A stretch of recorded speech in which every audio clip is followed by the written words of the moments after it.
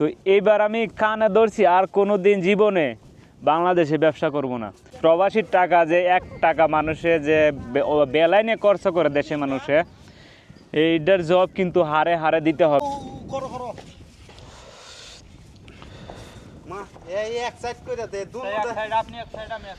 বন্ধুরা দেখতে পাচ্ছেন অলমোস্ট আমার কাজটা কমপ্লিট হয়ে গেছে। কেমন হয়েছে এবং কমেন্ট করে জানাবেন। আর এই পজিশনে আমরা মিলাচ্ছি। তোর ওই কি করছ তুমি? কই ওই কি করছ? ওই আরেকবার কই রে কি করছ? আমি লস করে ফেলেছি। এটা কি করছ? আমি সারা দিন কাম দিছি আমার চলো হই। এটা দিয়া না ফারে দিছে এটা মিলে গেছে।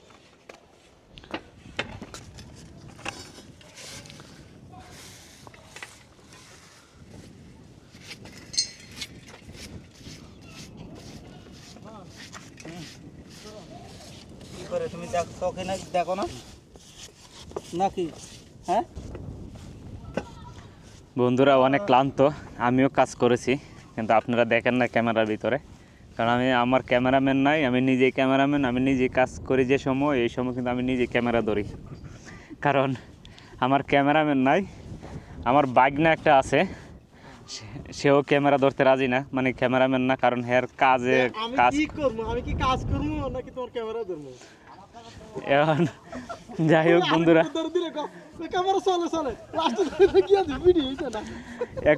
একটা ভিডিও তৈরি করতে চাইছিলাম, A to Z কামের ভিডিওটা সম্পূর্ণ কমপ্লিট করার পরে যাইয়া দেখে গ্যালারিতে ভিডিও নাই। একজনটা দিছি, এই জন্য আর ক্যামেরাম্যান নাই আমার। দর্শক হয়তো আপনারা মনে করেন যে আমরা প্রবাসে খুব সুখে আছি, সুখে নাই। আর প্রবাসীর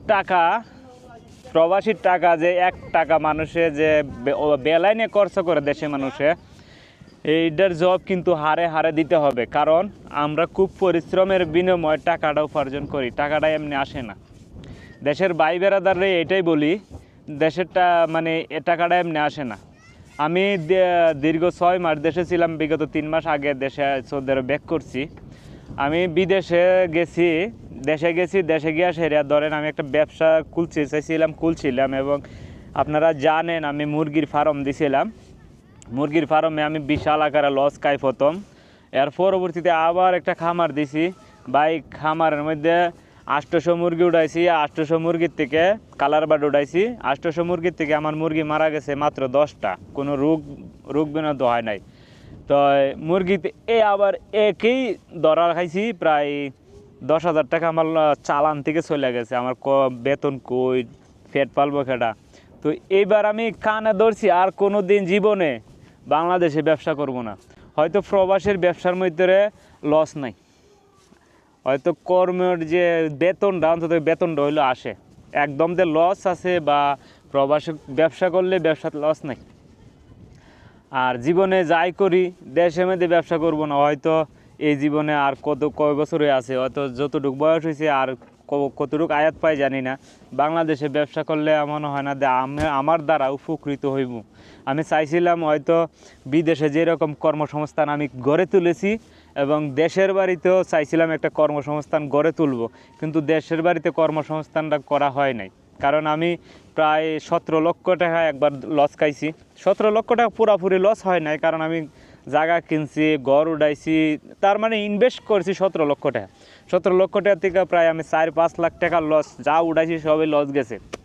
এখন বর্তমানে সম্পূর্ণ ত্যাগ করে আবার 6 মাস দেশে থেকে আবার রিটার্ন আসছি প্রবাসে। তো প্রবাসে আইসা মানে আমি ব্যবসা বাণিজ্য বিক্রি করে চলে গেছিলাম। তো বর্তমানে গাড়ি কিনলাম, গাড়িটারে কিনা সম্পূর্ণ করে এখন আপাতত দাঁড়াইতে পেরেছি এবং বেশ কয়েকটা কাজও ধরেছি। কারণ আমারে চীনে দীর্ঘ অনেক দিন যাবত আমি প্রবাসে আছি, আমারা সবাই চীনে, এই জন্য হয়তো আমি ধীরে ধীরে উঠে গেছি বা উঠতে আছি। কারণ আমি এই মহল্লাতে অনেক কাজ করছি বা সবাই আমরা চীনে দীর্ঘ 17 বছর 18 বছর 17 বছর মনে রানিংয়ে চলে। 2008-এ আমি আসছি সৌদি আরব, তার মানে 17 বছর সামথিং, 16 বছর শেষ মনে হয়। তো যাই হোক, আল্লাহর রহমতে আপনাদের দোয়ায় আলহামদুলিল্লাহ ভালো আছি।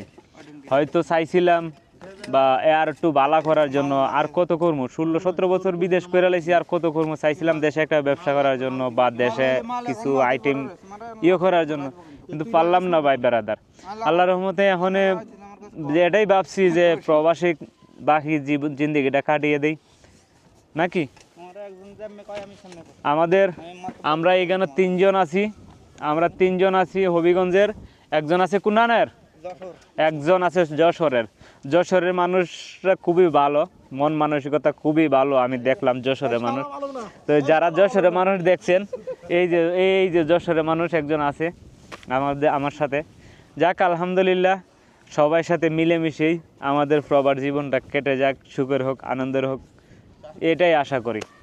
আর আমাদের যে কাজটা এতটুক দেখছেন, A to Z সম্পূর্ণ কাজটা দেখছেন, কেমন হয়েছে কমেন্ট করে আমাদেরকে জানাবেন।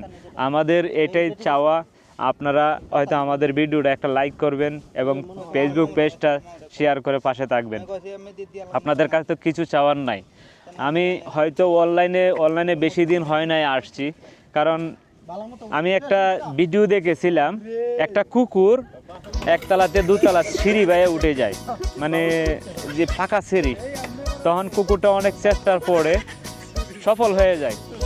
সফলতার হাল ছেড়ে দেব না, ইনশাল্লাহ সফল হব একদিন। হয়তো আপনাদের মন জয় করার চেষ্টা করব। হয়তো যদি একটু বিন্দু পরিমাণ ভালো লেগে থাকে, আমাদের ইউটিউব চ্যানেলটা একটু সাবস্ক্রাইব করে পাশে থাকবেন, এটাই অনুরোধ। আর এইদিকে দেখেন এরা 3জন কাম শেষ হয়ে যেতেছে গা, এখন এরা খুবই মানে